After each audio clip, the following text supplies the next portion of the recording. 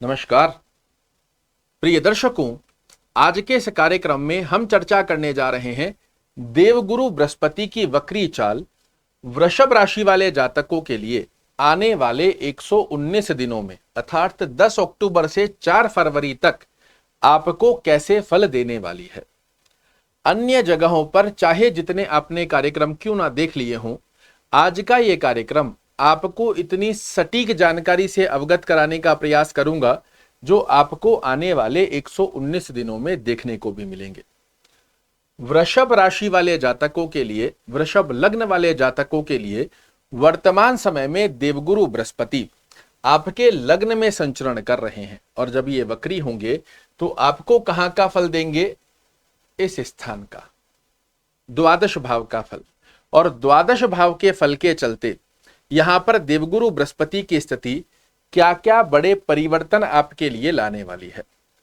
पहली स्थिति के अंदर आप देखेंगे आपके लिए कहीं ना कहीं फिजूल के खर्चे यहां से वृद्धि कारक अवस्था को प्राप्त करने जा रहे हैं। स्वास्थ्य का भी आपको ध्यान रखना है। देखिए, यदि सत्य जानना है तो ही इस कार्यक्रम में मेरे साथ बने रहिएगा। अगर झूठे ढकोसले देखने हैं तो बहुत से वीडियो आपके पास और भी बने हुए हैं, आप वो भी देख सकते हैं। ऐसा मैं इसलिए कह रहा हूं कि ज्योतिष की गणना को जब तक आप सही से नहीं समझोगे तब तक आपको ज्योतिष एक अंधविश्वास लगता रहेगा, जो कि मैं कभी नहीं चाहूंगा, क्योंकि एक साइंस है और इसे अच्छे से जब आप समझते हैं आपके लिए बड़े सुंदर योग बनकर आते हैं।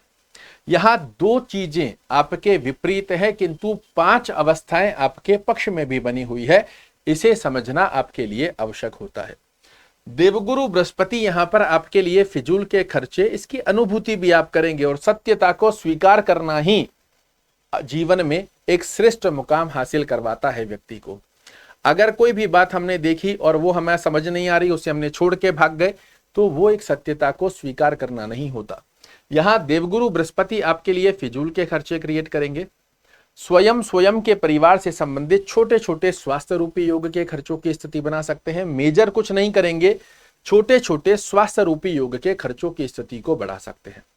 आप अर्निंग तो करेंगे किंतु अर्निंग जा कहां रही है, इसकी स्थितियों पर आपको संयम लगाम लगाकर रखने की आवश्यकता रहेगी। और इन स्थितियों को जब आप ज्योतिष के माध्यम से समझ लेते हैं तो फ्यूचर की प्लानिंग बहुत सहज हो जाती है। फिजूल के खर्चों पर आपको संयम रखने की आवश्यकता रहेगी। थोड़ा बहुत स्वास्थ्य का ध्यान रखने की आवश्यकता रहेगी। अनायास खर्चों से वृषभ राशि वाले जातकों को बचना चाहिए। अब यहां मैंने लिखा तो 119 दिन का है, तो 4 फरवरी तक की स्थिति है, किंतु 4 फरवरी नहीं, सिर्फ 15 नवंबर तक की अवस्था में आप इसे बैलेंस करो। 15 नवंबर के पश्चात जैसे ही आपकी कुंडली के अति योग कारक ग्रह देवगुरु बृहस्पति तो वक्री हो गए हैं, किंतु आपकी कुंडली का ब्रह्म ग्रह वक्री से मार्गी होने जा रहा है और वो है शनि महाराज। जब शनि महाराज वक्री से मार्गी हो जाएंगे, यहां देवगुरु बृहस्पति 1 रुपए का खर्चा करवाएंगे तो शनि महाराज आपके हाथ में 5 रुपए लाकर खड़ा कर देंगे। और जब 5 रुपए में से 1 रुपया खर्चा कर दोगे तो आपको पता भी नहीं पड़ेगा। सिर्फ और सिर्फ 15 नवंबर तक की स्थिति में आपको थोड़ा सा ध्यान रखने की आवश्यकता है। गुरु महाराज की स्थिति आपके लग्न में बनी हुई है। कोई भी कार्य आप यदि कर रहे हैं, डिसीजन लेने से पहले थोड़ा सा विचार कीजिएगा। जल्दबाजी में आपके द्वारा लिए गए डिसीजन कहीं ना कहीं आपके लिए आपके अनुसार रिजल्ट नहीं आने देंगे। दाम्पत्य जीवन में थोड़ा सा चीजों को बैलेंस करके रखना है, अन्यथा दाम्पत्य जीवन में अंडरस्टैंडिंग रिलेटेड इशू देखने को मिल सकते हैं। साथ ही पिता के स्वास्थ्य का भी आपको ध्यान रखने की आवश्यकता रहेगी। डरने की नहीं, समझने की बात है कि यदि पिताजी के स्वास्थ्य में कोई उतार चढ़ाव देखने को मिलता है, इसे लापरवाही नहीं करेंगे, डॉक्टर को जाकर दिखाना है। इस अवस्था को आप ध्यान रखेंगे। साथ ही मैं आपको छोटे छोटे 2-3 ऐसे उपाय भी बताऊंगा जिनका यदि आप पालन करते हैं, आपके लिए ये वक्र गति चाल फिजूल के खर्चे, स्वास्थ्य रूपी योग के खर्चों की स्थिति को जड़ से समाप्त करती हुई पाई जाएगी। क्या करना चाहिए ये जानने से पहले आपके लिए आवश्यक है देवगुरु बृहस्पति की स्थिति को समझना। ये जीव कारक ग्रह होते हैं। ये धन के कारक ग्रह होते हैं, ये पिता के कारक होते हैं, ये संतान के कारक होते हैं, ये यश मान और प्रतिष्ठा के कारक होते हैं। तो आपके लिए जो फिजूल के खर्चे क्रिएट करेंगे, छोटे छोटे स्वास्थ्य रूपी योग के खर्चों की स्थिति का योग बनाएंगे, उससे विपरीत हटकर ये जब लग्न में बैठे हैं, ज्ञान के कारक ग्रह हैं, तो आपको ज्ञान भी अर्जित करेंगे, धन की स्थितियों को भी आपके पक्ष में लाएंगे, यश मान और प्रतिष्ठा की स्थिति भी आपके पक्ष में लाते हैं, पिता के लिए भी अच्छी अवस्था बनाते हैं, संतान के लिए भी अच्छी अवस्था बनाते हैं। तो जब इतनी सारी शुभत्व अवस्थाएं आपको दे रहे हैं, दो स्थितियों को आपको मैनेज करना है, फिजूल के खर्चों की स्थिति, और वो भी मैं कह रहा हूं मात्र 15 नवंबर तक। उसके पश्चात शनि महाराज आकर चीजों को इतना श्रेष्ठ स्वरूप में आपके पक्ष में ला देंगे कि आप अपने आप से ही ये खर्चे कब हो गए हैं आपको पता ही नहीं पड़ेगा। क्या करना चाहिए? ओम गुरुवे नमः इस मंत्र का रोजाना एक माला जाप करना आपके लिए सर्वश्रेष्ठ फल देता हुआ पाया जाता है। विष्णु सहस्त्र नाम का पाठ अगर करना संभव ना रहे तो इसे सुनिए जरूर से, सुनने मात्र से भी आपको बड़े अच्छे लाभ निकलकर आते हुए पाए जाएंगे। गुरुवार के दिन कुछ ना कुछ पीली वस्तु का दान करना आपके लिए अच्छा है।